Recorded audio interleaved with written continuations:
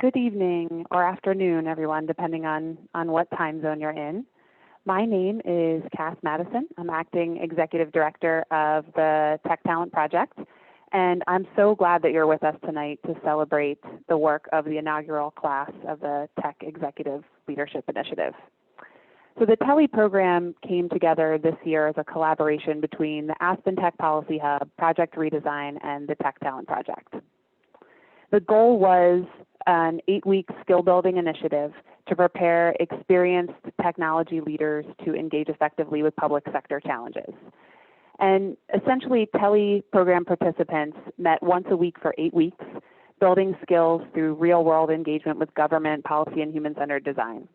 And through this experiential learning model, they tackled real-world service delivery challenges to hone their skills and abilities to work effectively with dedicated public servants to mitigate risks on technology projects. And tonight we'll be introducing the inaugural cohort to you and showcasing some of their work. So unlike most of the team who pulled the TELI program together, my background is state, not federal technology implementation. And while the scale may be different, the challenges facing government and its ability to leverage technology effectively are the same. So I still vividly remember the night before Vermont's Little Health Insurance Exchange launched, and those of us who were in the weeds knew enough to know that it was going to go poorly, despite the public assurances that were being made. And I remember getting just a few hours of sleep on a couch in the office as we awaited the final go, no-go decision in the middle of that night. I also vividly remember the disaster that unfolded in the months after that launch, and it was like nothing I had ever experienced before in my professional career. And at first, our work to right the ship was singularly focused. We wanted to bring the site back up and help keep applications from timing out.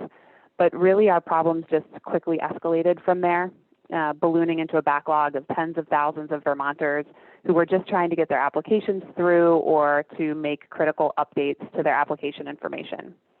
And during that time, I would say the public pressure was pretty relentless, and rightfully so. We had failed to be good stewards of public need and taxpayer dollars. And all the while, customers were angry and staff were in tears.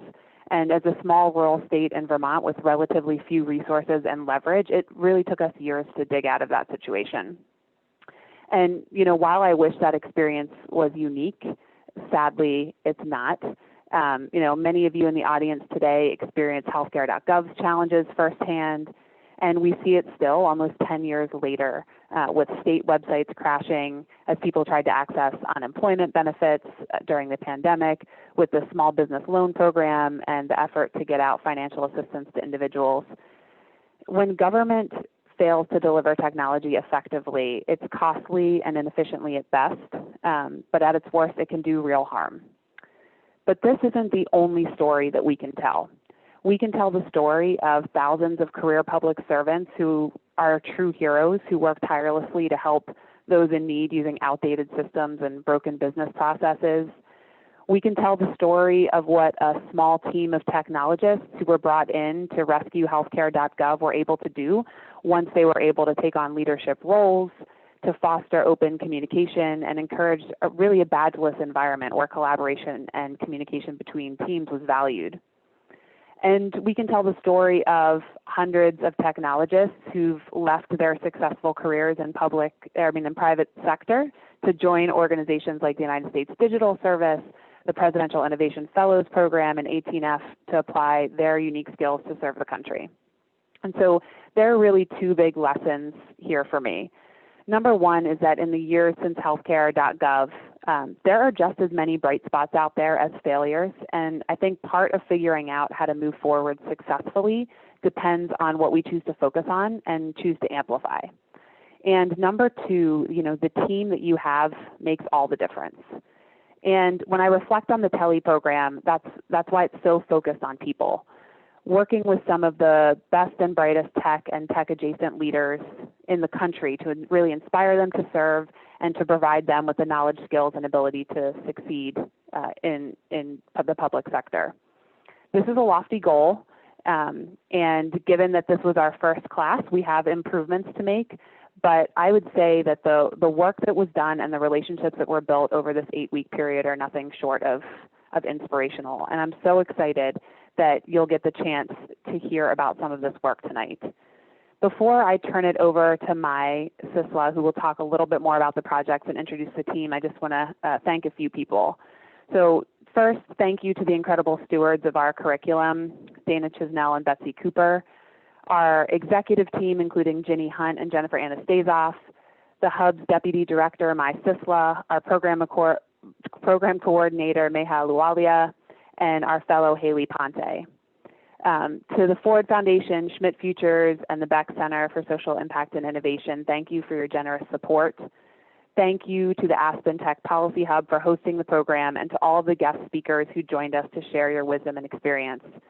And most of all, thank you to the TELI inaugural class, both for being a part of this experiment and for your time, energy, and commitment to public service. And with that, I will turn it over to Mai.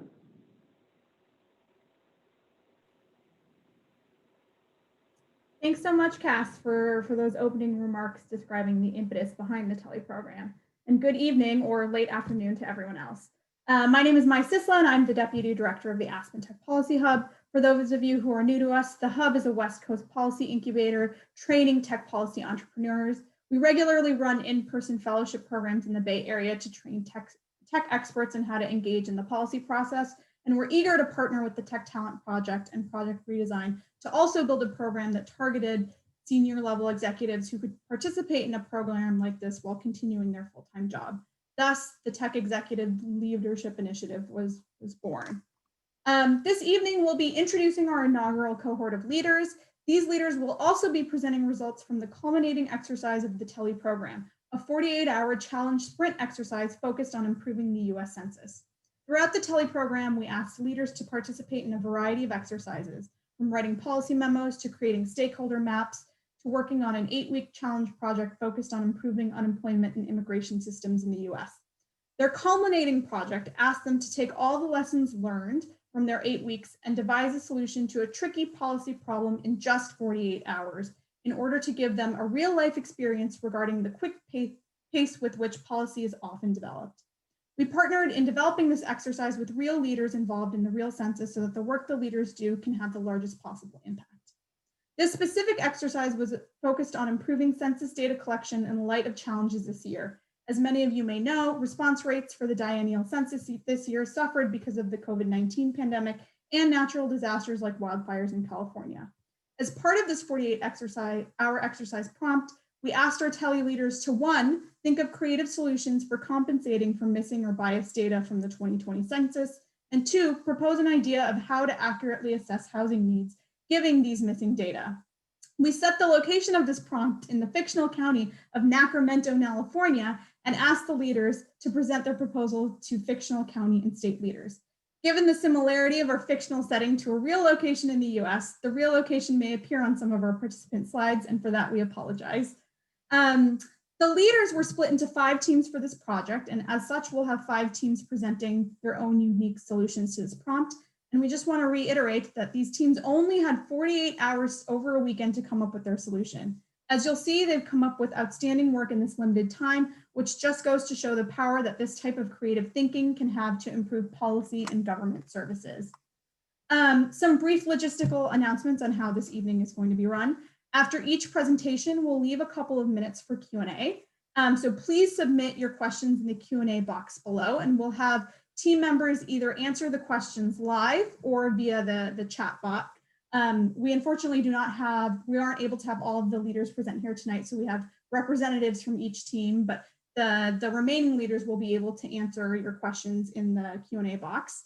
And in addition, we'll introduce our keynote speaker for the event, Amanda Renteria of Code for America, midway through the team presentations, so please stay tuned for that.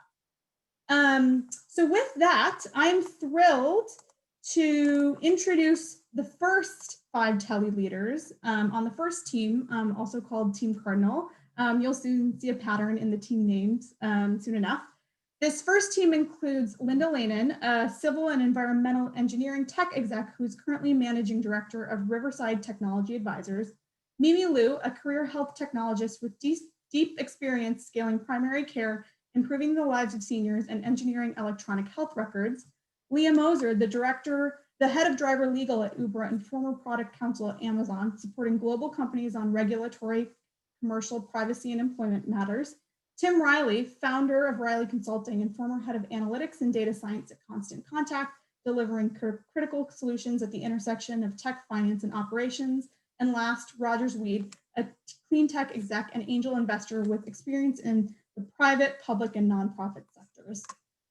For this first presentation, we'll have Linda Lanen and Rogers Weed presenting. So over to you, Linda and Rogers.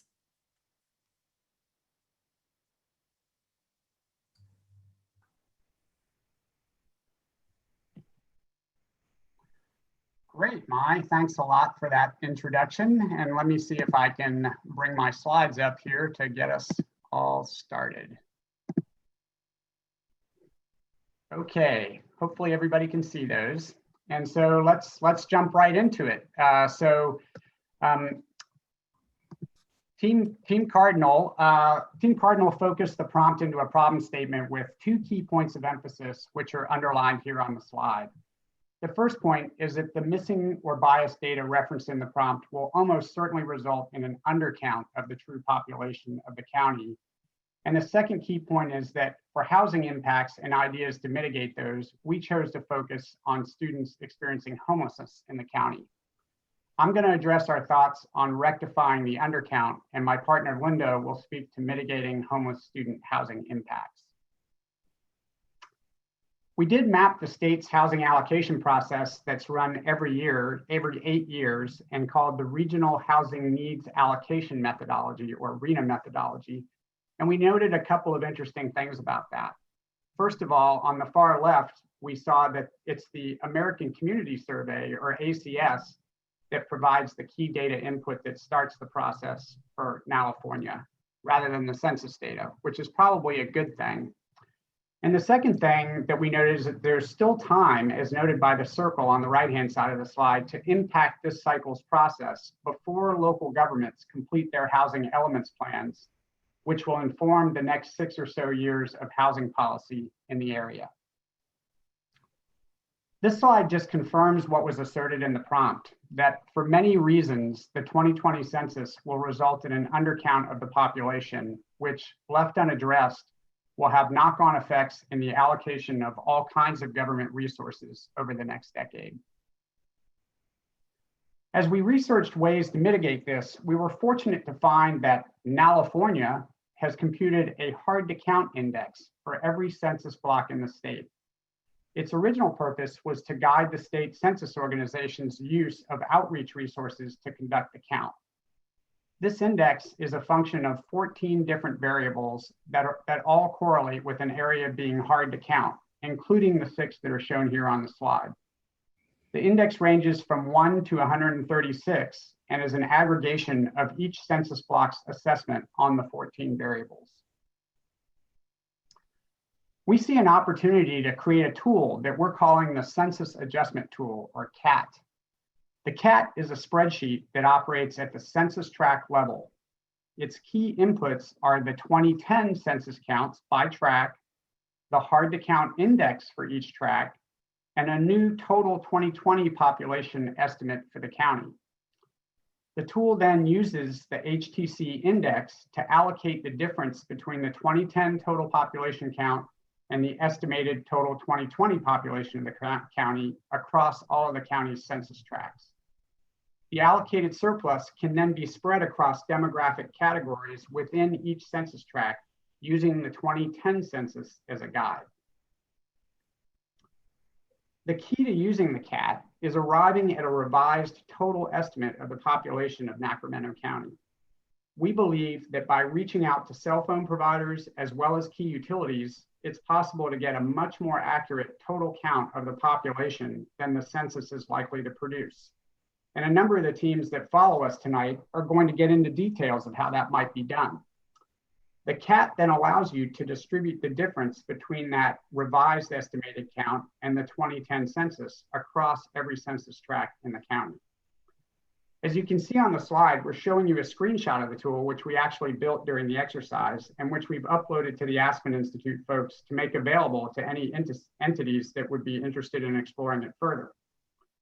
And now I'm going to hand it over to my teammate Linda to describe our thoughts about mitigating the impacts of census undercounts on students experiencing homelessness in Sacramento County. Thanks, Rogers. When we undertook the study, we really wanted to, we looked at the students experiencing homelessness as a population that could be impacted positively for a very long time in the future. By experiencing homelessness or being transient, students who don't have a steady home environment are impacted usually for the rest of their lives. And we felt that in order to change the long-term outcomes for these people, the ability to provide stability with a home was one of the key things we could do and make a difference.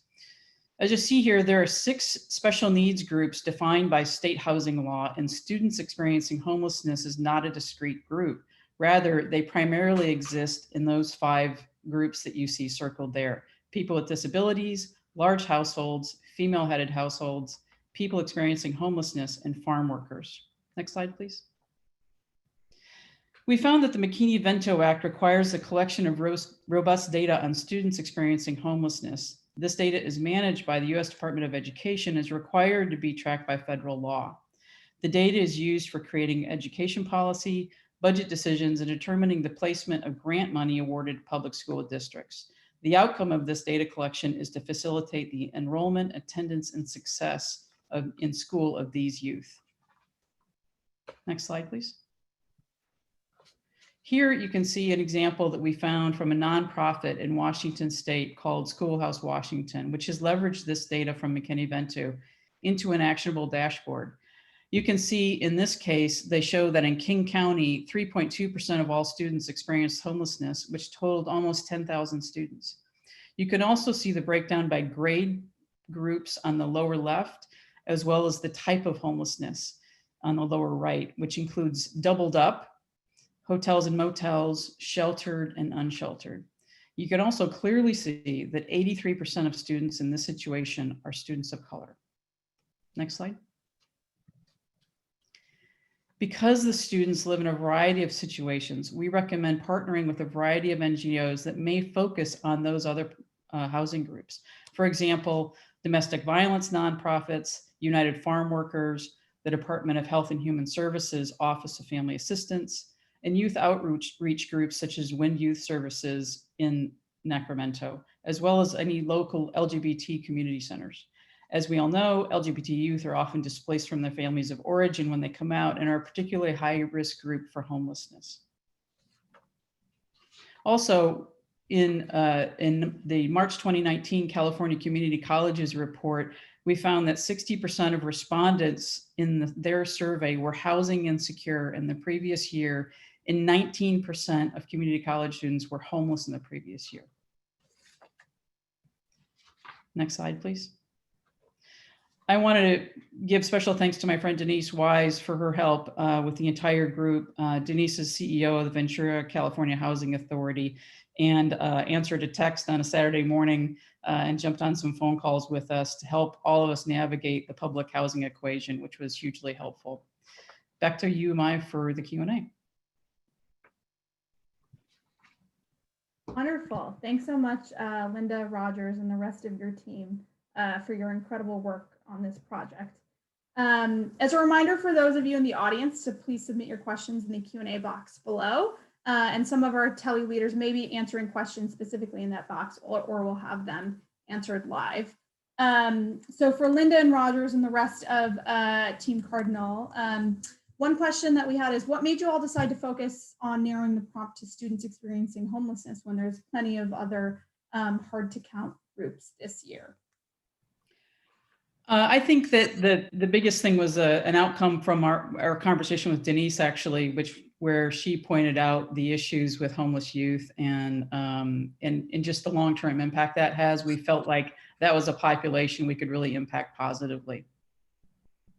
Yeah, something I would add to that too is we found a very robust alternative data set in the form of that McKinney-Vento data that really allows you to have a pretty accurate count of what these student populations look like. I think it's I think it's surveyed every year through the public school system. So that was another factor. Great. Well, thanks, Rogers, Linda, and the rest of your team. Next, I'm thrilled to introduce the next 5 leaders from Team Dove. Let me just. This second team includes Osama Alami, an engineer who leads developer programs engineering for Google Cloud Platform and has previously led engineering teams for Google Maps, Chromecast, and Google Glass. Chuck Borges, military director of analytics at the Naval Air Warfare Center Aircraft Division, who will be transitioning from naval service in 2021 and is focused on data management and digital strategy. Leonard Spicer, a startup founder of multiple organizations, including Clover, the largest point of sale platform. Shalina Taki, director of consumer insights at the global advertising and tech firm PMG, who has a history of leading agencies and brands to transform data into actionable insights. And Sharon Zima, general counsel and chief data ethics officer at the marketing cloud company Acoustic, who has worked at the intersection of law and policy for tech companies like GoPro and Pax Labs. For this presentation specifically, we'll have Chuck Borges presenting. So over to you, Chuck.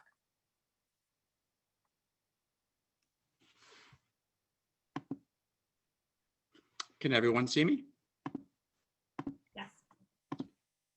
Great. And can everyone see the presentation? We do not see the slides currently, no. Try again. Oh, one more time.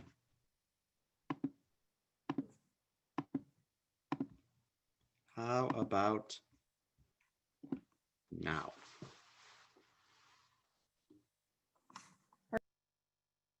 Fantastic. All right, as I said, I'm Chuck Borges, Team Dove, and I'm here to talk to you today about our data aggregation tool with a focus on census tract information. We all know that census data, the American Housing Survey data, is critical in helping states and municipalities direct funds where they are needed throughout the United States. And we all want government funding to get to its intended recipients, to minimize fraud, waste, and abuse, to maximize the effectiveness of that funding. But the challenge is that it is very hard not only to keep track of where people live, especially now, but that lower income and hard to track populations are especially transient. And one of the examples we found in one area of Sacramento, incomes of less than 15,000 yearly had up to a 50% non-response rate to the most recent census. During our research in our 48-hour project, we found that there were hundreds of public and private data sets that are resident throughout the state that can help close the gaps in that census data. They all bring different pieces of the puzzle, but they're all relatively stovepiped. So our concept is to aggregate them into a data hub and use them together. We're taking our inspiration for that from the GitHub movement. Just as the open source movement enabled multiple code bases to be combined together, we think we can do that for data and develop a data GitHub for public service. Our proposal is essentially to combine multiple data sets into one aggregated data hub. And as we create that data hub, to maximize its efficiency initially in augmenting the census, we would want to aggregate that data with the census tract mapping as one of the initial keys for that data hub. On the back end of that data hub, you could build in visualizations and data analysis to find new associations and correlations between different data sets that previously couldn't talk to each other. We can bring in census data, other public data, and if you automate this process, the data hub will continuously update as new information is fed into the source databases. How is this different from what's already available?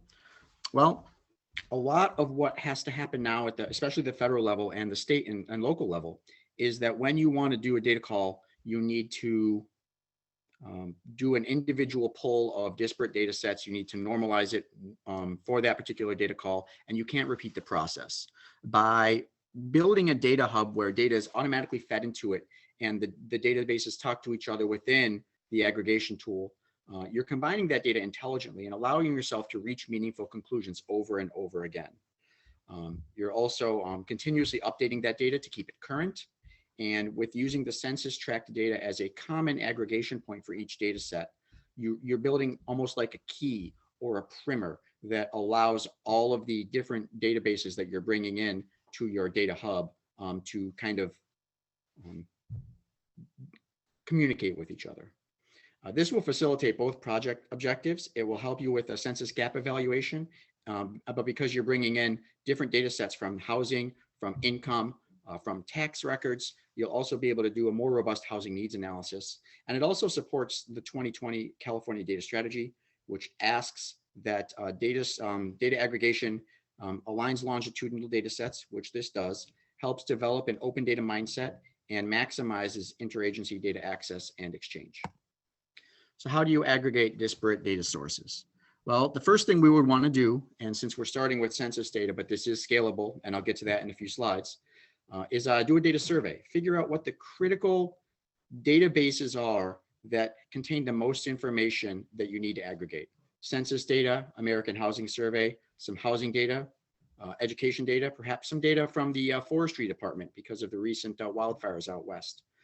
Bring them into a data scheme that extracts the databases or ingests them into some sort of a central database, like a SQL-based database. Cleanse it to clean up any errors. Perhaps two databases have different ways to log a social security number, and you need to correct for that. Conform those pieces of data, transform them, and load them into the central aggregate data solution. This does require agency cooperation across the different agencies where you're pulling data sources from. But again, that's part of California's data strategy. So we think that we could generate buy-in for this type of solution.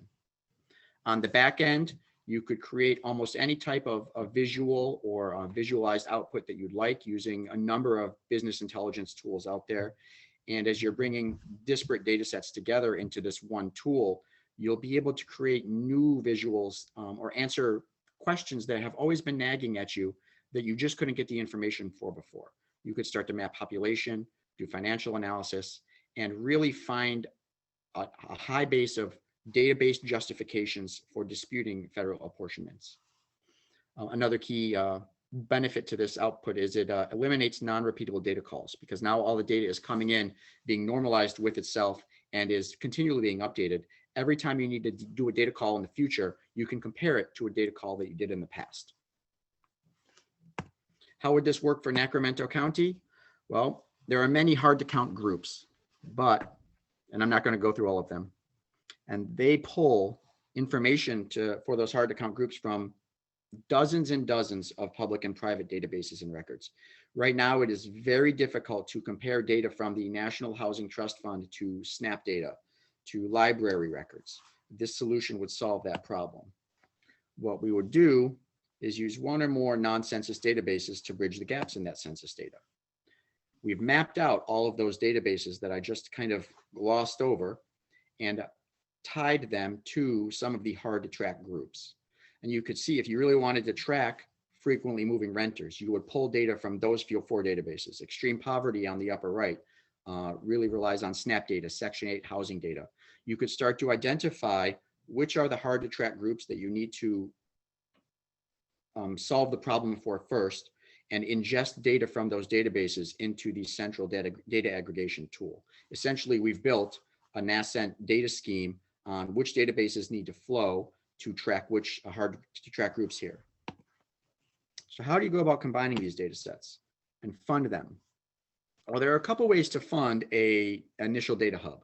We've identified some sponsors and some potential funding sources here, and even though we didn't have 48 hours to do this, we had 48 hours to do this ourselves, we did not create the tool. One possible approach is a 48-hour hackathon.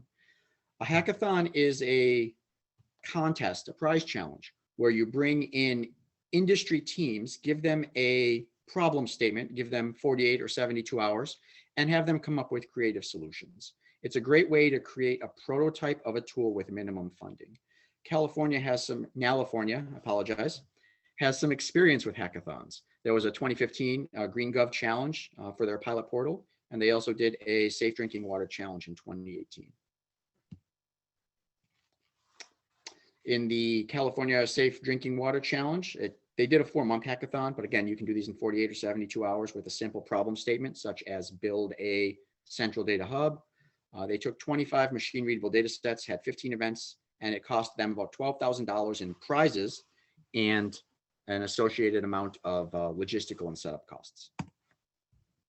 The way the hackathon works is you pull in some data sets and sanitize them for anonymize the data sets for PII, provide them to the proposing teams with a problem statement and a challenge, and you get a number of outcomes back. Some outcomes may actually answer the question that you wanted, some outcomes may not. But what you're going to get is a lot of innovative solutions. You're going to get a lot of external insight into how your data can be managed and manipulated. You're going to get the opportunity from a data hackathon to put a team that really answers your question on contract quickly. And because this is a one-off event, you're minimizing the cost and risk that comes with a long-term contract to develop an unknown quantity. In practice, the stakeholder is going to receive some census results. They're going to log them into the dataca.gov, pull additional data from that data hub about the HTC group in question, compare it to the census data, figure out where the gaps are and the undercounts are, and then they can use the data hub as a tool to either, again, dispute federal apportionments, validate census results, or find new ways to use the data to identify how we get resources to the needy populations. The great thing about the data hub concept, where you're bringing in databases to answer a question, it is infinitely scalable. There's no reason why we could not partner with private data entities such as Facebook and Google to bring in the information that they collect, and they collect a magnitude of data. We all know it. We all see the advertisements. In times of crisis, you could use your data hub to do some predictive modeling. Now that you can see how a housing movement compares to forest fire problems, you can start to predictively model how populations will migrate depending on where the fires come in. You can't do that now on a repeatable basis. It also helps you deduplicate. If you do deduplicating, you'll be able to make the data sets more effective and useful in the long run. Also, by creating a central data hub and developing rules against abuse, you would be able to more holistically protect the PII and the data from outside actors, from cybersecurity problems. Believe it or I'm sure you all know this, but the more centralized your data solution, the easier it is to actually protect against cybersecurity. A decentralized data posture can be very difficult to protect from outside actors. So this actually improves your cybersecurity posture and also prevents a lot of identity and PII issues. In summary, you asked us to find a creative solution to compensate for missing or biased data in the 2020 census and an idea to accurately assess housing needs. We believe that an aggregated data hub fulfills both of these asks. It allows county planners to help fill in data that is missing and plan to serve their constituents. It serves the residents of Sacramento County by allowing a more accurate representation in a holistic manner of where people are, what they need, what they use, and it supports the strategic goals of the 2020 California Data Strategy by bringing currently stovepiped data sets together into a more central, more open, and more accessible data solution. And that is my last slide, so I will turn it over to questions.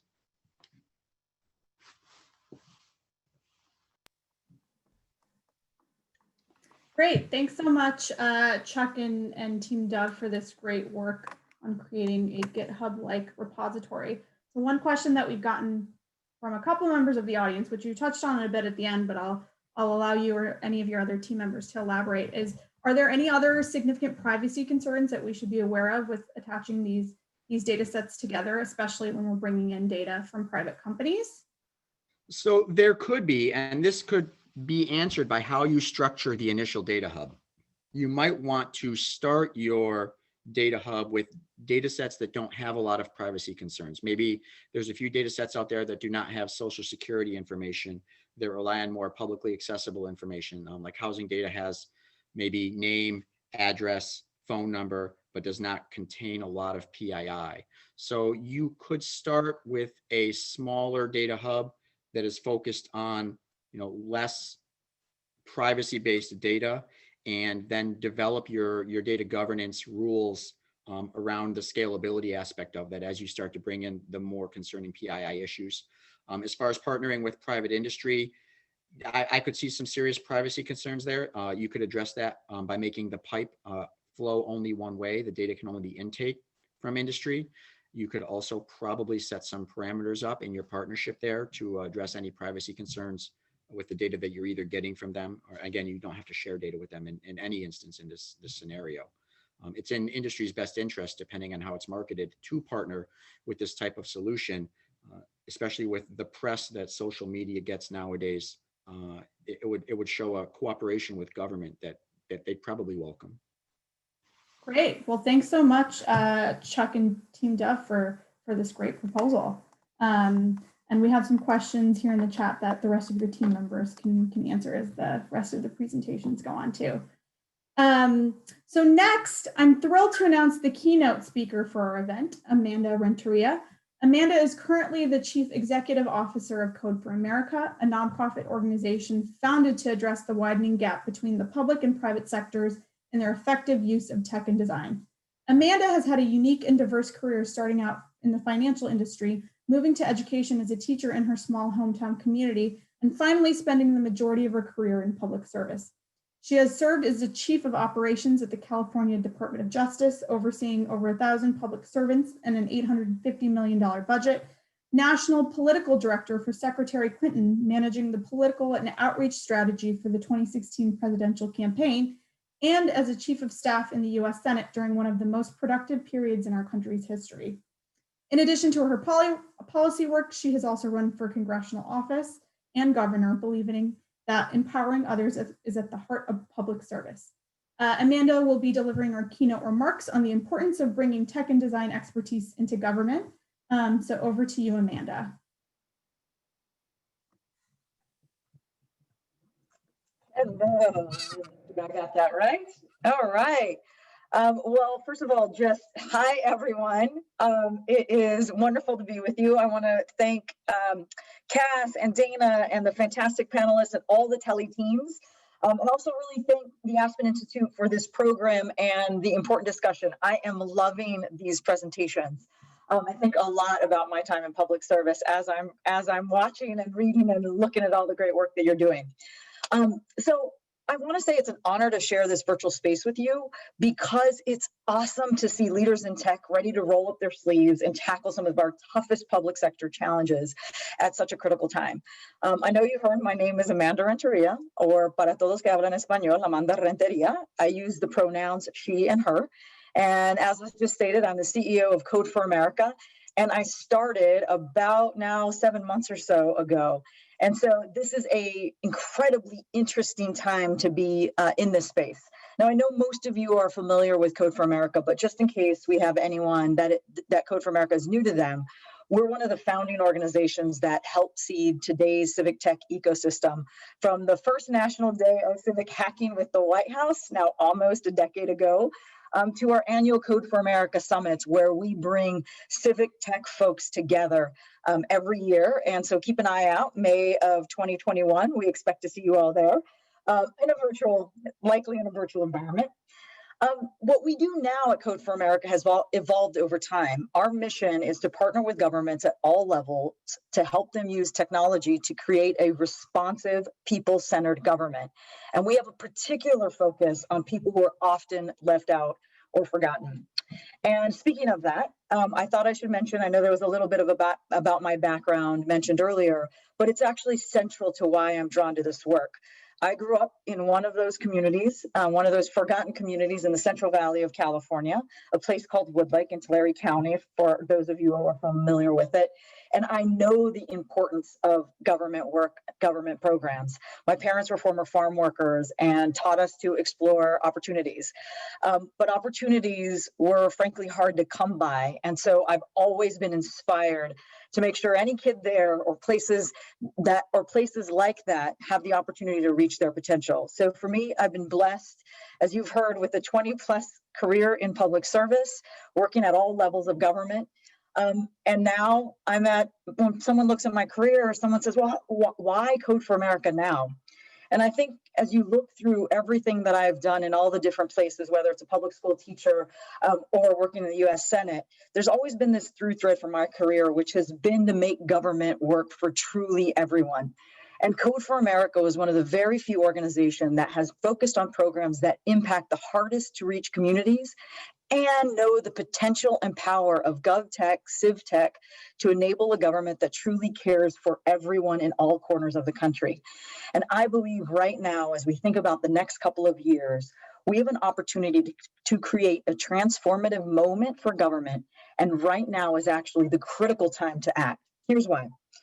For the first time in my career in public service, we are seeing an openness to making significant changes in both government programs and the way government operates because of the effects of the pandemic and social distancing protocols. We're also having critical conversations about the need to bring new perspectives into government, prioritizing racial equity and lived experiences. And finally, we're seeing a real sense of urgency with unprecedented economic challenges, a new administration on the way, and the largest electorate in history ready for change. So it's a time of tremendous opportunity if we get it right. And I want to double click on that, because if we get it right matters. How we make a difference for what kind of government and country we have is really about what we do now for generations to come. Our focus at Code for America on partnering with governments to rethink and reimagine the way government could and should be serving the public is ripe for a new way forward for our country. So how do we do this? Well, I want to use 3 different stories and 3 areas of our work to capture what we do as a way of articulating the potential of civic tech in this moment we're in right now. So what I'd like to do is now share my screen with you. And put that in. So I want to start off with just the very simple notion. We know at Code for America that the 2 biggest levers for changing people's lives at scale are technology and government. And I know everyone on this call recognizes that as well. But how we put them together matters. Well, at Code for America, we have 5 principles. We believe in government. We believe in building equitable systems. We believe in a government that puts people first, centering their needs, often called human-centered design. We believe that both policy and services need to be informed by real on-the-ground evidence. We also know that for government to succeed, people within government need to be empowered for action to frankly implement a lot of the findings you are having in these projects. And finally, that no project or tech solution or policy is ever done, but that we can continuously learn and improve, just as the American experiment is. Okay, so that's our list of principles, but how does this all show up in the practice of our work? So one of our key program areas is creating a stronger safety net. And we are a part of all of these different programs. These are kind of the 3 buckets of work that we are doing. But I want to start with how we approach this work on a long-term basis. So 1, we really do think about, before we do anything, we understand that not all systems were built equitably. Therefore, as we think and start any project and program, we start with this premise that we have to figure out the system itself. How is it actually serving people to begin with? And making sure that we're not just making inequitable systems better and faster, but we're actually getting to the underlying process to make it better and more equitable. So I want you to imagine the last thing you spent about $2 on. Maybe a coffee or a soda or some time at a parking meter to go grocery shopping. Now imagine you're a single parent of 3 kids who just got laid off from your job and is trying to make it through the pandemic. There's a federal program called Temporary Assistance for Needy Families, or TANF, that came out of the welfare reform program in the 1990s. TANF would give you cash assistance, but the amount you get varies from state to state. In California, you get about $10. In Illinois, it's about $6. In Mississippi, it's 1.89. The other thing about TANF is that it's flexible step bending, and states have quite a lot of leeway to divert federal funds to non-cash payment government programs. Some states trust communities and give more than 80% of that money directly to families, and in others, it's less than 5%. Can you guess the single most important variable in explaining the difference in the administration of this benefit from state to state? It's the percentage of the state's population. It's the percentage of the state's population that is Black. Think about that for a minute. In fact, there are studies that have found racial inequities in TANF implementation contributed to the impoverishment of more than 250,000 Black children per year from 2012 to 2014. Eliminating this inequity in TANF alone would reduce the Black-white child poverty gap by 15%. Now I know that's a much bigger problem than we at Code for America can solve alone. But what we can do, and what everyone in civic tech can do, is we can work with states to help them rethink how they implement their safety net services, not just in tech solutions, but in how to create and implement policies that lead to equitable outcomes. So the second piece of work I'd like to use to illustrate our next point, or our next principle, is our Clear My Record, where we leverage technology to design to advance automatic record clearance and clear all eligible records in the US. And this is our second principle, put people first. Sometimes folks on the Hill call it people-centered approach. Folks in tech call it human-centered design. But I want you to imagine you're someone who lost your job when the pandemic hit, and you're looking for work ever since. You find a new job that you're really excited about. You go through the application, it's looking really good, like you're going to get it, and then at the last minute, you get sort of an abrupt rejection. Why? Because a background check flagged a marijuana-related offense on your record from a decade ago. This could happen to any of the 1 in 3 people in the US who have a criminal record, and it just doesn't affect you, it has a ripple effect. Nearly half of the children in this country have a parent with a record. And just to give you a sense of the impact of that, there are about 47,000 legal barriers for folks with convictions. These barriers can keep people from going back to school, from getting stable housing, obtaining a good job, getting a professional license. Here's the good news. Many states have record clearance laws on the books that can remove these barriers. In fact, it's about 23 different states over the course of 2018 and Q1 of 2019. The bad news is no one thought about those laws or the implementation of those laws from the perspective of the people it intended to reach. How do we know this? Well, because of the millions of people with criminal records that should be expunged, only about 7% of the more than 70 million plus people actually go through the process. Not because they don't want to, not because they like to be barred from 47,000 different empowering activities. It's because you essentially need a high-paid lawyer to make it through. And from the lens of Code for America, we decided this was something we should dip our toe into. And so a few years back, we started a website to help connect people looking to clear their records with attorneys who could help them navigate the process. We immediately saw the uptake and the need for more. But after a while, with the partnership of some forward-thinking DAs in California, we started asking, what if you didn't have to apply to clear your record at all? What if those record clearance policies meant that all eligible records were automatically cleared by the government as they should be? So we set on track a first of its kind automatic record clearance pilot, building a no-cost open source tool that could be used by DAs across the state. Here's what we learned. We learned Clear My Record can analyze conviction eligibility for approximately 10,000 individuals in under 1 minute. That's approximately 500,000 lines of conviction data in under 1 minute. That technology basically showed what was possible to DAs across the state, really DAs across the country. And the vision for automatic clearance has now helped reduce or dismiss millions of convictions across the country. And we, along with a growing coalition of justice reform advocates, are just at the beginning of this journey. We see a future that really puts people first, where government routinely clears eligible records. That to us is this concept of really starting with how does government put people first as they design and develop policies. The last bucket of work I'd like to share is really around tax benefits.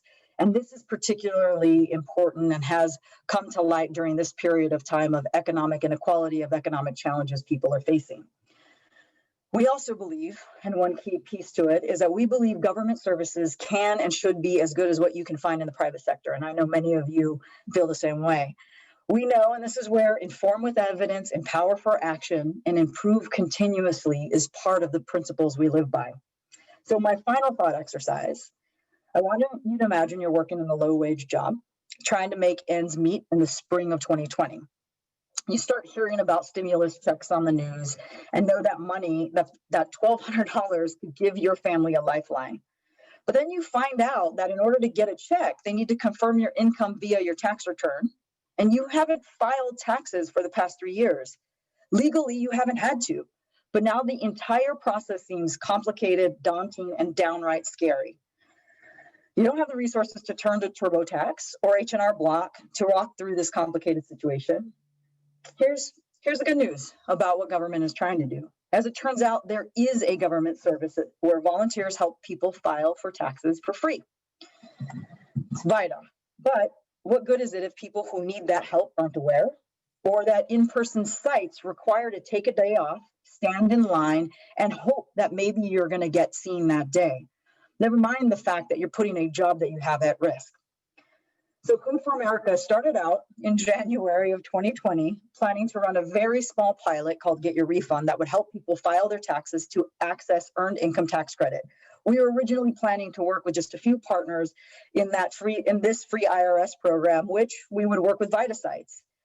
Then COVID happened, and in-person VITA sites had to abruptly close in the spring. And when Congress authorized stimulus payments that would go through the IRS, we realized Get Your Refund could also be an entry point to help people get that critical cash assistance as well. So we built the first free mobile app to help people prepare their taxes. We brought on dozens of new partners and empowered them to connect with their clients virtually.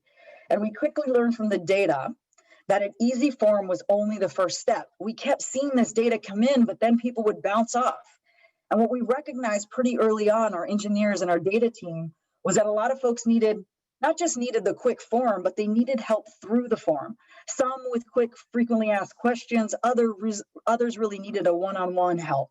So we fired up our 25,000 volunteer network and developed a 900-person tax-trained volunteer brigade to help people through an added chat function on our site so that people could go through that one-on-one help.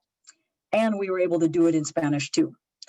By the end of the tax season, I have to say the end of the tax season sort of kept being extended, but every single day for our team, we were having that data come in and trying to change in real time, much like the private sector does. By the end of it all, we welcomed 2.2 million people to our new site, distributed over 65 million in tax benefits, and helped 500,000 people with their taxes in some form. And in Code for America fashion, and much of what I've seen in the presentations today, we are analyzing the data this year to gear up for next year to find new ways we continue to improve the service and empower our VITA partners. So the way we think about it at Code for America is, as we think about what does our country need in this moment, we do three pieces of work: building a strong safety net, righting the wrongs of the justice system, and really having this active civic engagement. And we believe that by partnering with government to really change those services, that's how you build a resilient country, a resilient government, but also a resilient country. So for my final thoughts, let me stop my share for a sec. For my final thoughts, I just want to leave with this. So here we are. We're 15 days since Election Day, 63 days until the next administration. And I have to say, I am more confident than ever that this work, this way of believing in a better government, is ripe for the moment we are in. In fact, 2 of the 4 top priorities of the Biden-Harris transition tie directly to the work I just talked about: racial equity and economic recovery. That means we are 2 months away from a once-in-a-generation opportunity to rethink and remake the relationship between government and the people it represents and serves. As I said at the outset, I've never seen a moment like this in my entire career in public service. But I also know from my experience that the kind of systemic change we're all looking for won't come from a top-down approach. It will happen because all of us, public servants, technologists, policy advocates, academics, community members, all of us roll up our sleeves and push for a government that is ready to meet our toughest challenges, deliver better outcomes, and commit ourselves to serving all people with dignity and respect. So I do welcome you all into this world of believers to create a government we can all be proud of for generations to come. Thank you again for having me and being part of creating a better future.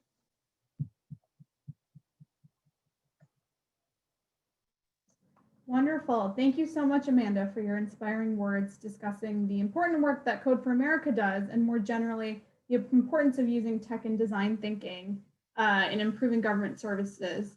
I especially loved your last bit when you're talking about not working towards a top-down approach. That change really comes from each of us. That is a lot of what the spirit of our work is trying to do. So we really appreciate it. And thank you again.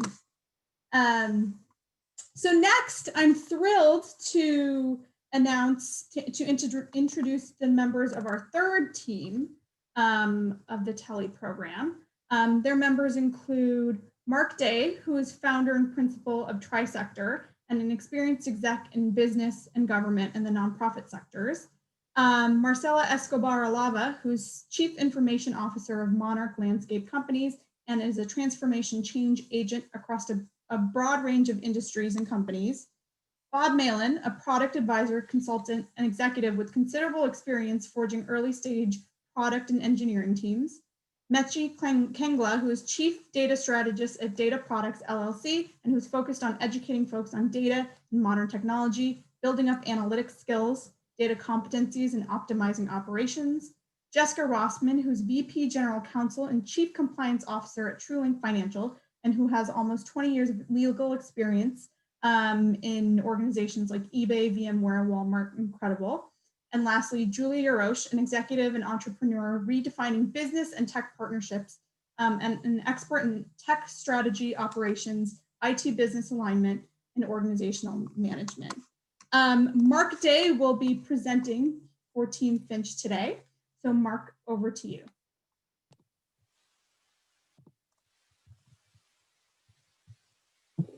Thank you, Mai.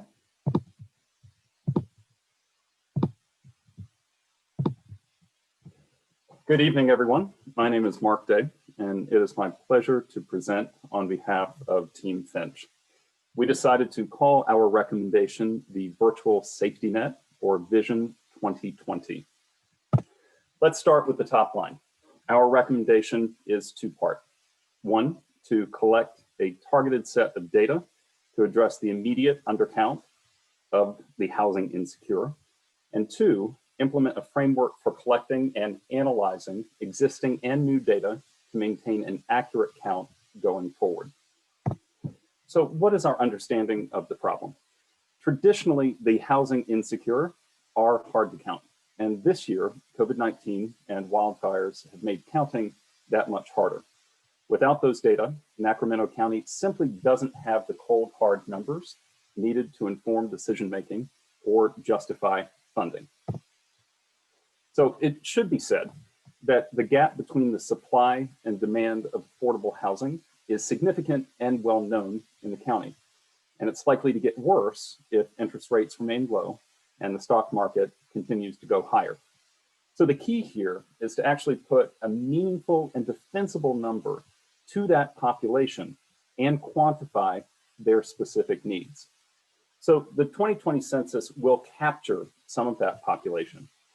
With the Vision 2020 estimate, we believe that the county can capture much more and do so in a minimally invasive and cost-effective way. So to get there, we've actually divided the housing insecure population into subgroups because it's certainly not a monolith. And it's tough to count without appreciating some of the differences between the subgroups. With better figures for each of these subgroups, we believe that the county can cross-reference to get a solid revised count and a much better understanding of needs. The first of our recommendations is something that we think could be tackled over the next 6 to 8 weeks. So you could jump in and be pretty aggressive about this. And it should address the majority of the census undercount. Let's go ahead and dive into those subgroups. So overcrowding happens when you've got greater than one person per room. There are a couple significant contributing factors that we identified. So international immigration, high housing costs. And our recommendation is that you'd actually look at COVID incidents. So one of the risks of overcrowding is the spread of disease. We happen to be in the middle of a pandemic. Consequently, you should be able to compare the incidents by census tract to see where there's actually more COVID than you would otherwise expect, given previous estimates or counts from the American Community Survey. So what is residential mobility or transience? That occurs when you've got more than one move within a county or a state in a given year. There are several contributing factors: unemployment, underemployment, mental illness, substance abuse, eviction and foreclosure. All of these things we would imagine would go up with COVID and the wildfires. And our recommendation is that you would look specifically at credit bureau change of address data. So this is something that you can grab these data from a credit bureau and be able to calculate the rate of transience or the number of address changes month over month by census tract. Substandard housing happens when you've got one or more unlivable conditions, including bad wiring or lack of working plumbing. There are a number of contributing factors here: aging housing stock, negligent landlords, unintended uses, and rent modifications. Our recommendation would be to actually look at tenant code complaints. So this is something that you could do and calculate the percentage of substandard housing stock using violations by census tract. And depending on the quality of data that you're able to get, you may be able to fine or tune the grading of quality. Subfamilies occur when you've got two or more families living together to share costs out of necessity. A number of contributing factors, including high housing costs, farm workers, aging population, or COVID swirl. This specifically related to college students right now. And we would suggest that you look at school enrollment data and cross-reference the school enrollment with IRS filings, as well as data from Covered in California. This could be augmented with census and ACS data to see when you've got more than one family registered at a single address. And you can also look at how this would change over time. And then homelessness, of course, is when an individual or family does not have a fixed, regular, and adequate nighttime residence. The contributing factor is very similar to ones that we've seen before, exacerbated by COVID. Here, we would recommend that you look at Sacramento Steps Forward. So this is an organization that appears to maintain consistent counts of the homeless. We'd also recommend monitoring eviction and foreclosures, even if they have not happened with great frequency because of policies put in place because of COVID. There's probably a bit of a buildup, so you may end up seeing this population grow fairly significantly when those moratoriums no longer are in place. There are other counties in California that have used thermal imaging of drones to be able to identify and help counters go to areas that may not be traditional or may not be areas that folks are aware of where the homeless live. So quickly getting a solid handle on numbers and need is incredibly important. Again, that's why we wanted that to be the first part of our recommendation. But perhaps a close second is being able to have a reliable handle on the numbers and need at any given time in the future, which leads us to part 2 here. So our longer term solution should take no more than 12 months to be able to put in place. Should be able to provide you with more timely counts and put you in control, not let you have to be purely reliant on the ACS or other data sources outside the county. And with the right additional data sources, provide the ability to actually do some forecasting. So let me orient you to this slide here. The green boxes and outlines are part 1. What we would suggest you can do over the next 6 to 8 weeks. The rest is part 2. So first, at the bottom of the slide, identifying additional data sources. As you're moving up, connecting those data through a virtualization layer. This allows you to keep them in place and not have to continue to make changes to those different data sources to normalize them. Then aggregating, analyzing, and getting smarter over time with an analytics engine. And then ultimately pushing these analytics and data out to the right audiences for consumption, either through new products or improving existing ones, like the California TCAC Opportunity Maps. So we believe that you can be aggressive and finish part one by the end of the year or shortly thereafter. This is getting at quick hit data. These data already exist, or you can gather them really quite quickly and be able to get very, very close, we think, to a good count, the majority of the way to doing or accounting for the undercount of the census. The rest of our proposal, so part two, we believe that you could get through most of this in 2021. First, identifying and collecting other data sources. Second, being able to develop and execute a procurement plan to complement, to make sure that you get a full complement of data sources needed for that ongoing intelligence. Then building out the infrastructure in order to be able to aggregate and analyze the data. And then finally, and we would actually suggest that you do this kind of in parallel, but then really roll it out at the end, is the outreach with partner organizations in order to be able to collect those data and be able to put them out into the community in meaningful ways. So we would define success in three primary ways. One, does the initial Vision 2020 estimate, is it complete within the 6 to 8 weeks? Is the 2020 estimate, or can it be used to challenge the 2020 census count if needed?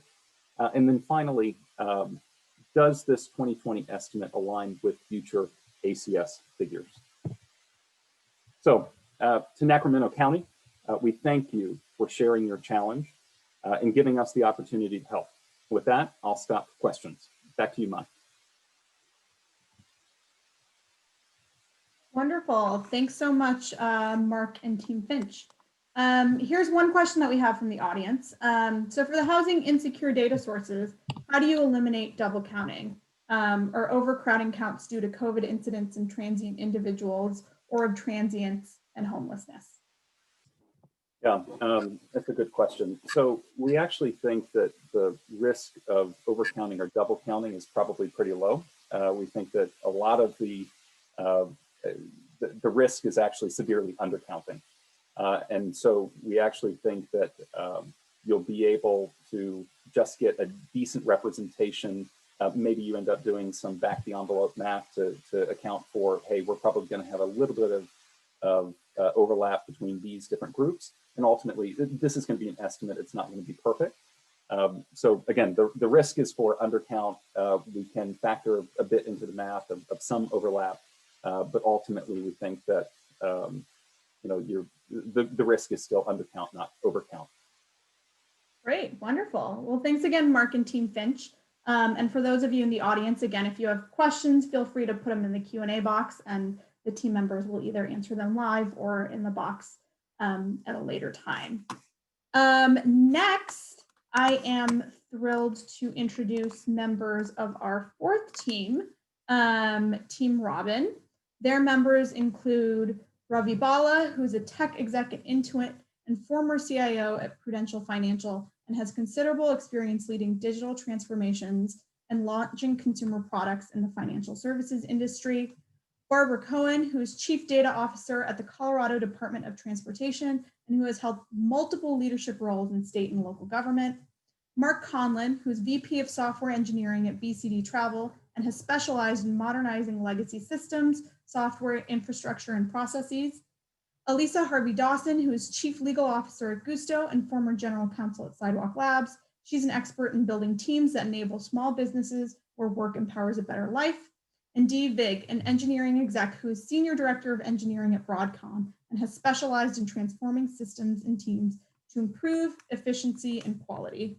Elisa and Dee will be representing Team Robin. So over to you, Elisa and Dee.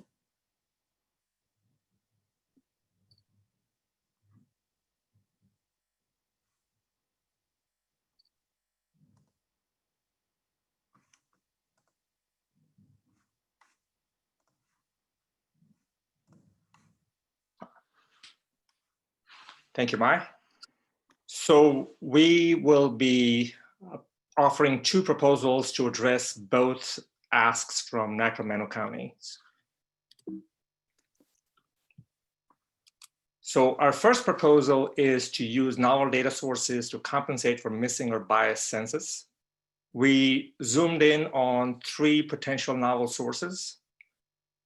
The first is the mobile phone, basically using that as a proxy for population. I will explain the rationale behind that. The second one was using aerial photography to figure out the density of populations in different areas. And the third one is to do sewage analysis.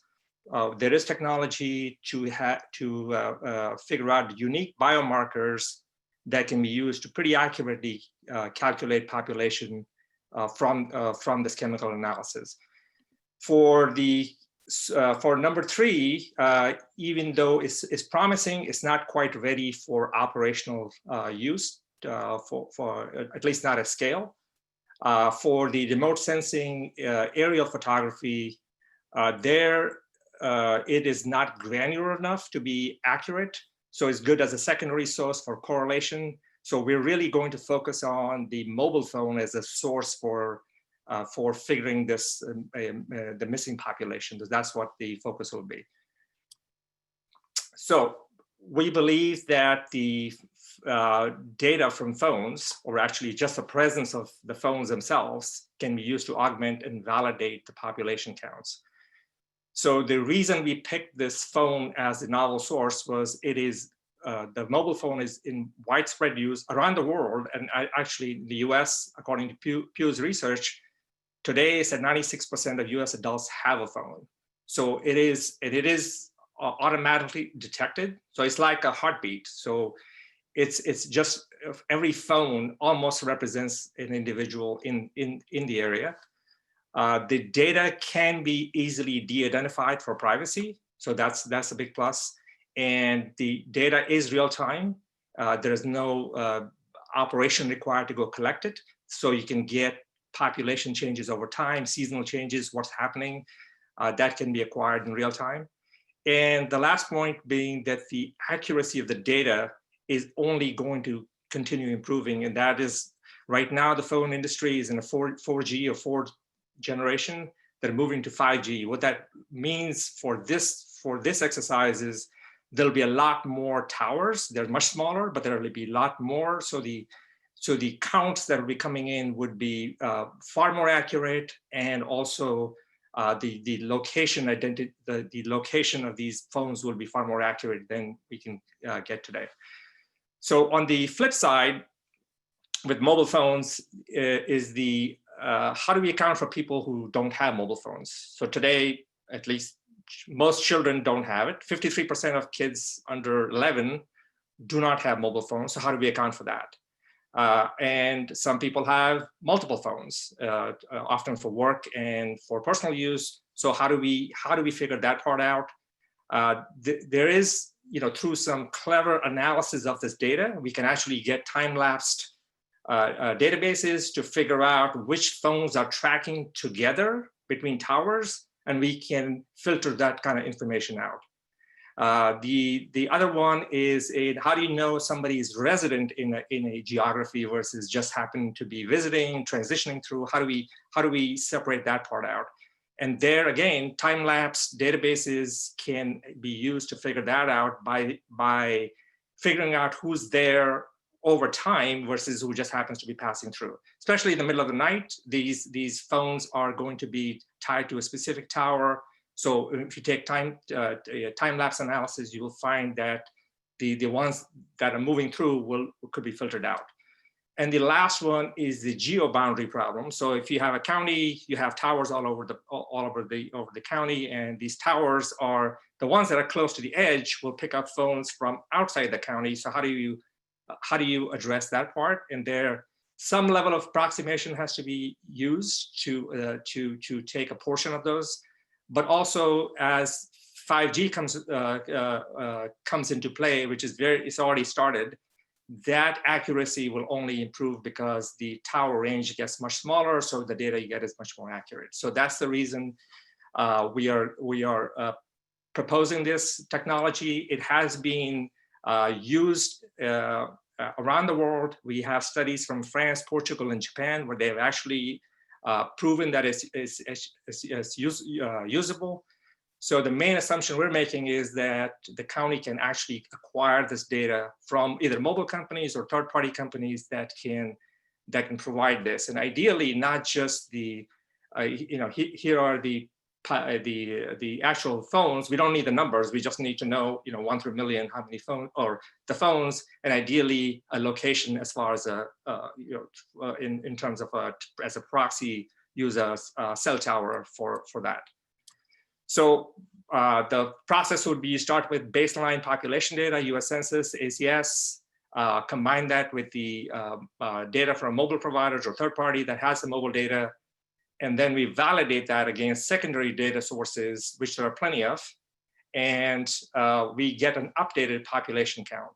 So for validation purposes, for many different data sources, we listed a few, there are probably more. So the idea being that we want to pass, the smell test, have some confidence in this updated population count.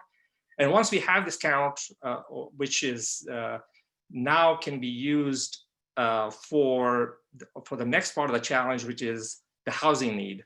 And there, we want to use this for the house, the number of houses we need, as well as the type of housing we need. And also with some clever analysis, we can also figure out where exactly do we need this kind of housing. So for that, my partner Lisa will go through that for the second proposal. Over to you, Lisa. I'm just going to jump to the next slide because you addressed some of this. So I want to go quickly through how we calculated, because essentially we can use this mobile data to help to calculate a housing gap. And how you do that is you start with the population data that you got from the census for a county, 1.5 million. And once you do that, you then look at how many expected phones that would be. And you take that percentage of people who are likely to use phones, and you come up with a number that's 1.4 million. I'm sorry, 1.37 million. When you use the mobile data, however, tells you that 1.4 million phones were detected. So that essentially means that when you're calculating the uncounted population, there's a 30,000 gap. So you have 30,000 more in population. That does not, however, give you the final number of what could be the potential housing needs. Instead, we use this model from, and we've used one from Sacramento Area Council of Governments to assess what of those 30,000 actually indicate housing needs. And that model indicates that 2 points for every 2.7 people, you have one unit of housing that's needed. So essentially doing the math, you end up at the end of the day with a gap of 11,000, which you can then use to potentially get additional funding sources, certainly to calculate the needs of very low and low income population, also using the SACOG model, and so on and so forth. So at the end of the day, you can take that data that you have from mobile to validate and show if you have an under or over count, and then use that undercounting information to make your housing plans. Next slide, Dee, and last slide. So these novel data sources like mobile phones can be used to augment and validate the census count. It can be used to assess the housing needs by identifying the housing gaps. And then ultimately, since it's once again based on population, any population-based service could also take advantage of that information. So you can use it for many other multiple services that you want to deliver at the end of the day. And now over to you, Mai, for questions. Wonderful. Thanks so much, Dee and Alyssa, for your team's creative proposal to utilize mobile and remote sensing and sewage data to complement census data. I'm going to pick a question that I think encompasses a couple of the questions here for either you or your team members to respond to. So is there any concern, especially with the aerial surveillance data or any of the other data, that this data could be used for something other than population estimation? For instance, can another government agency access the data, such as law enforcement, using facial recognition for their purposes? So good question. As far as privacy goes, we really are at least for mobile, we are talking about getting completely de-identified data. So if there are a million phones, we don't need a million phone numbers. We just need 1 through million. So those are just numbers and locations in terms of towers. There's nothing in there that identifies who the person is. There is the possibility that we know there's 10,000 people in this section of the county, but that information can be easily available through Google Maps or many other technologies. So there's nothing unique that would be potentially violating privacy that would be introduced with the solution. Great. Well, wonderful. Thanks again, Elisa and Dee, and to the rest of your team for this creative proposal. So we're now on to our last and final team, but before I introduce the last team, I did want to introduce one leader who was not able to participate in the 48-hour exercise specifically, so she's not included in the team slides, but whom I did want to honor her contributions during the TELI program. Her name is Katie Push, and she's a data science product director at Lone Wolf Technologies, and has a cross-functional software background. So just wanted to honor Katie's contributions to this program. And now, last but not least, I'm excited to introduce the last set of leaders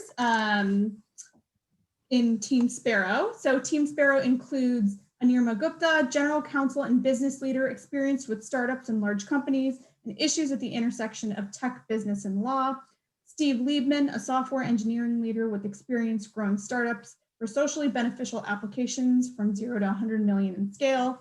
Ann Lewis, who is Chief Technology Officer at MoveOn.org and has spent her career using technology to power collective action. Ashley Lawrence, who is currently Chief of the Intelligent Systems Center at the Johns Hopkins Applied Physics Laboratory and who works at Advancing Tech to address national and global challenges. And lastly, David Weekley, founder and CEO of multiple startups, including MedQuarter, PBWiki, and Hacker Dojo, and who formerly worked in product at Facebook and Google. David and Anne will be presenting for Team Sparrow. So over to you, David and Anne. Thanks, Mai. Mapping the uncounted by Team Sparrow. So the problem that we're tackling here is covered by a bunch of the other folks as well, is trying to figure out who was missed in the 2020 census, where those people may be, and to get more time granular updates about what's going on with the population. Obviously, this feeds into planning at the local, state, and federal levels, and the people who are missed are likely to need these government services the most badly. So we're going to try and find the folks who are missing. So first, we're going to get into how the census works today. Anne? While many states carefully prepared for the 2020 census in years prior, the enumeration, surveying, and non-response follow-up processes in place were significantly disrupted first by the pandemic and then by natural disasters. We need additional ways of counting people that put a minimal burden on those whose lives have been disrupted.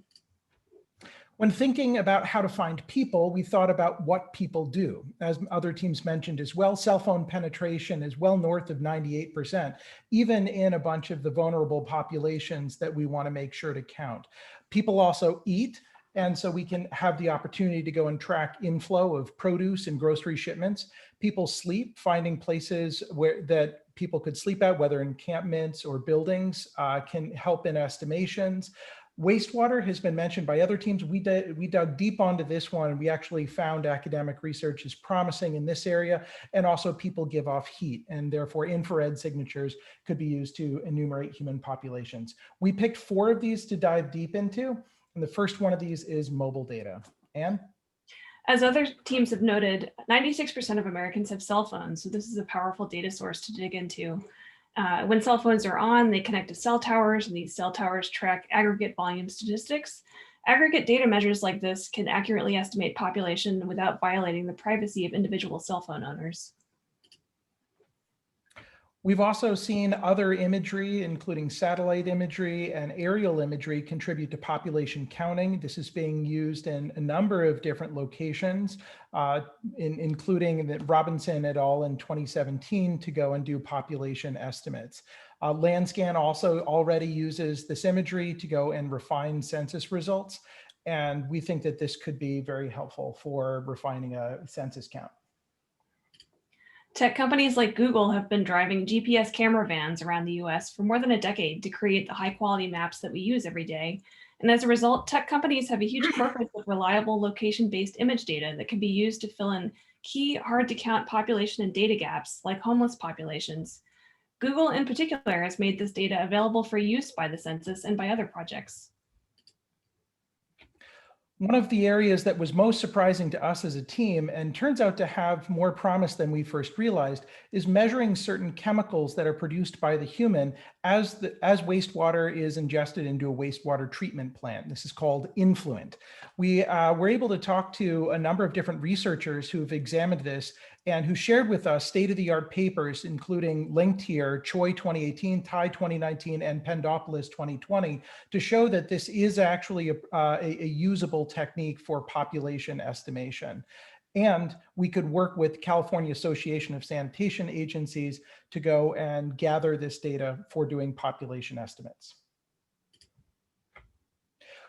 We also were able to identify a number of other population estimate sources, including taking a look at aggregate radio frequency captures to measure energy emitted by cell phones and the like, using CT clamps for electrical residential distribution changes, which is actually a proven technique that's been used in New York, and many other techniques, including doing manual spot checks to go and cross-validate the data. So how do we put this all together, in all this promising data together, into a real working solution for the census? First, we have to take all the new data sources together and use best practices from the field of heterogeneous data integration to combine and augment data in ways that add the right details in the right places and control for errors. Then we can add this new population data into census data, enriching data per address and adding new addresses as needed. To make this work, we propose creating a new role in the census data gathering process, the trusted integrator.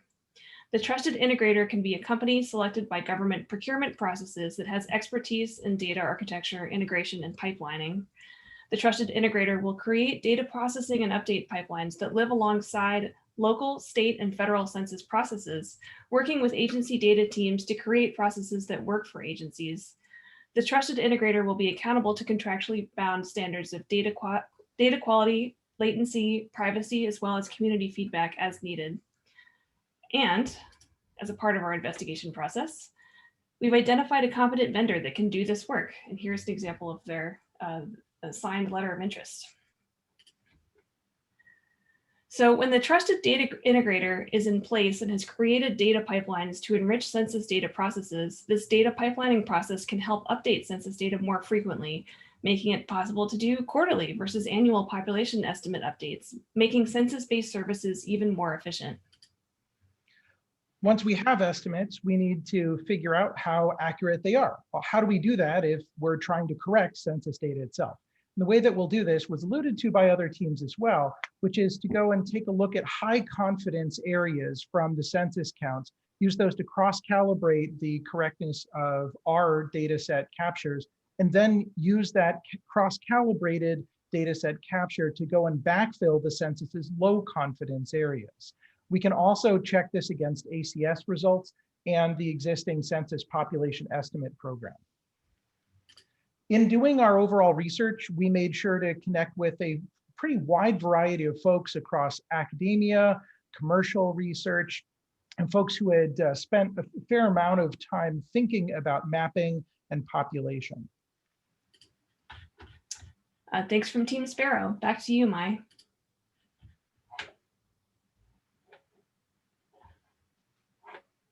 Wonderful. Thanks so much, David and Anne, and the rest of Team Sparrow for your great data integrator idea. One question I have is from an audience member. So tracking the flow of food, waste, and heat to measure populations is a really creative idea.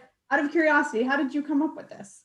So we're thinking just from first principles, we're trying to find people, what things are fundamentally true of people. I also happen to have a little bit of unfair background in this area because while at Facebook under internet.org, I built the world's first map of the disconnected, trying to find where are all the people on planet Earth who are not currently online, and then what can we do to help them. But these sort of signal markers are things that a fair number of other parties, including other governments, NGOs, et cetera, are trying to find. We also used them at Google for our crisis access response team to try and understand how things were changing with refugee camps in terms of where new cell towers and other internet infrastructure would need to be stood up to ensure that refugees had high quality internet, which turns out to be very, very important for their success. Wonderful. Well, thanks so much to David, Ann, and the rest of Team Sparrow, and frankly to all the teams and speakers for their outstanding work on this exercise. As I mentioned before, the fact that these teams were able to produce these ideas in just 48 hours is incredible and goes to show the power of this thinking in improving public policy. Before I turn over to our last speaker of the evening who will give our closing remarks, I did want to thank everyone who made this specific event possible. This includes our wonderful Aspen staff, Meha Alawalia, Sevilla Pitt, and our director, Betsy Cooper, along with Cass Madison at Tech Talent, Haley Ponte of the Beck Center, and of course, our keynote speaker, Amanda, and the TELI leaders themselves. I now want to introduce one of our instructors for the TELI pilot, Dana Chisnell, who will be providing closing remarks for the evening. Dana is a senior fellow at the National Conference on Citizenship and partner founder at Project Redesign. She's also a co-founder of the Center for Civic Design and founding member of the U.S. Digital Service. Over to you, Dana. Thank you so much, Mai. It's been my honor and pleasure to be one of the lead instructors for TELI on human-centered government service delivery. In addition to delivering some of the course content, I worked really closely with the teams on their 8-week challenge projects. To make government services better is really hard work. It's challenging, it's frustrating, the stakes are incredibly high. And most of us go into it not knowing much about what the hell we're in for. So TELI leaders, you showed that it's possible to begin to prepare people for public service from outside government. You went from knowing very little about government and policymaking to the awesome proposals that you've made tonight. This is seriously impressive, even in a remote part-time program during a pandemic. You've taken the challenges very seriously, exploring massively complex problem spaces to wrap your arms around some of the solvable parts of each of the problems, and then designed really thoughtful, implementable, human-centered approaches to addressing the problems you defined. Well done. What you've done is incredibly rare in government, and I look forward to seeing you in public service. So thank you for your excellent work, for your curiosity and your humility and your perseverance. It has been an utter delight to work with you. And thank you to the entire teaching team, all of the partners and the stakeholders in the audience, and all of the friends and family who are present too. Congratulations, TELI leaders. With this, we close out our public portion of the program for the evening and bang the gavel on the inaugural cohort of the Tech Executive Leadership Initiative. Again, thank you all for coming, and good night. TELI leaders, we'll see you in the feedback session up next. Check on the Slack or in your email for instructions for joining the last part. Bring your questions for our Census partners and a celebratory libation for yourself.